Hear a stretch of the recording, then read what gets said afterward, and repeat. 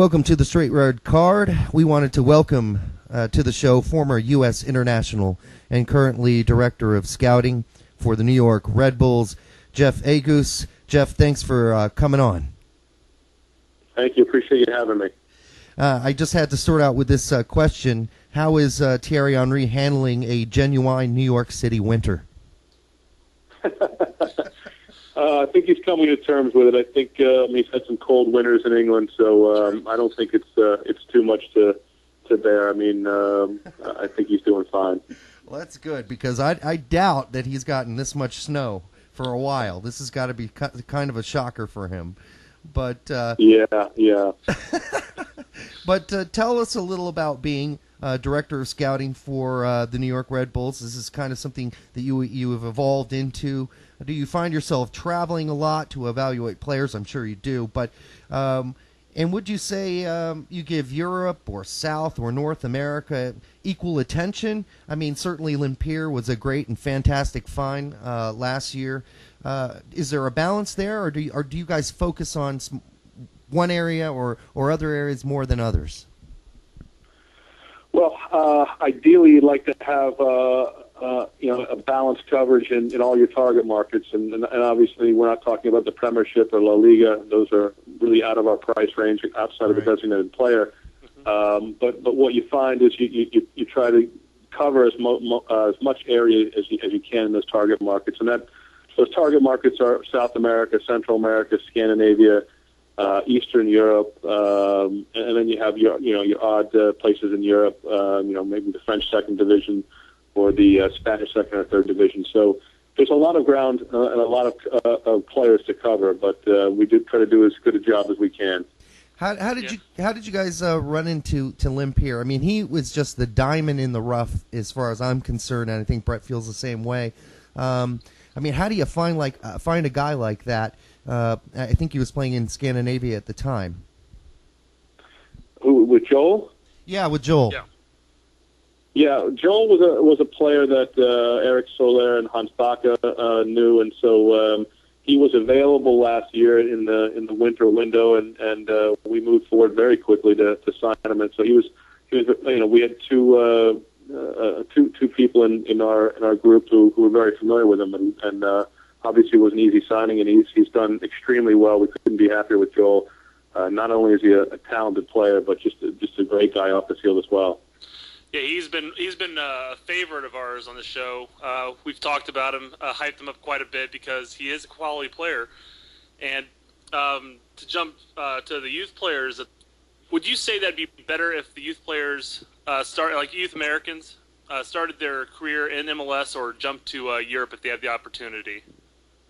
It's hard to make a blanket statement with every American who comes up. I think it's a case-by-case basis. There are some players who are ready to go to Europe. There's some who still need MLS, but I don't think I think MLS is a very viable league for a lot of these players, and I think a lot of players have cut their teeth in MLS before going to Europe, and I think it's been very helpful for those players. So it's very difficult to say that everyone should play in MLS or everyone should go to Europe. Yeah, I mean, it is a fine line because we've seen a lot of young kids go over there and not do so well and come right on back.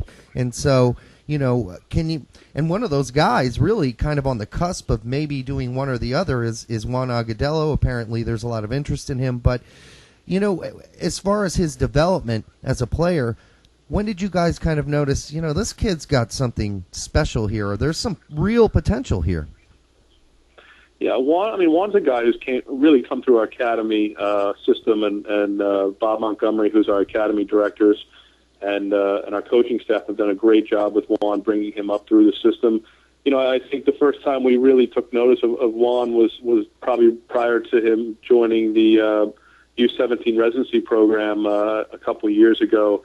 But I think we've got a difficult choice whether we want to send a player down to Bradenton, because obviously there's a lot of interest from agents and other clubs, and so you're putting your own player on the market where you can't really, you don't have the rights to that player, internationally.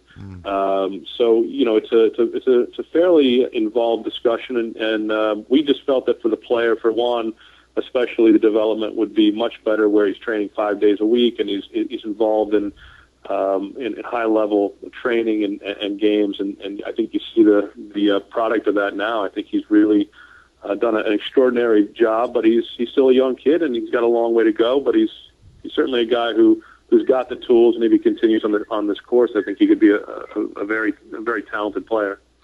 It's funny that you mentioned his U17 stint, because he was primarily a bench player and he came off the bench as a secondary option for the Strikers. But then after the U17s, he really took off. You signed with the Red Bulls and got a couple games there at the end, and now all of a sudden he's starting for the U.S. national team. Yeah. I mean, the sky's the limit for his potential. Where he's going to end up and how he's going to develop is questionable, but I think he's got the skills and ability to play and be a quality player. Well, true. I mean, he's it's the P word. There's a lot of potential, and we saw that from a number of young Americans who have come up, and a lot of weight's been on their shoulders. I don't think we want to do that with Juan. I don't think it's right to say that Juan is the next big thing. I think he's certainly got the potential. He's got the tools, but he's still young, and he's got to learn. And I think he'll be the first one to admit that. He's got a very good head on his shoulders. And again, I think if he stays on this course, he will become a top player. But there's still a long way to go. And we're very happy with his development so far. He's had some very unique chances that a lot of kids growing up don't have. And I think we couldn't be happier with his development. But again, I want to emphasize that he's not the final product yet. He's not the final. Package yet, so we need to be careful with how we move forward with that development. Yeah, I mean, there's so many things that go into it, especially with these young kids. I mean, we saw it with Josie. He left maybe, or some people say too early, maybe some people say at the right time. My question is, when that decision time comes, when a lot of money is being thrown at, or a lot of offers are being made to a young kid like that, and we're talking in generalities here, what kind of influence can somebody like you or other folks in the New York system have on a young player in helping them really make a fair and an honest assessment about whether or not it really is the time for them to go overseas?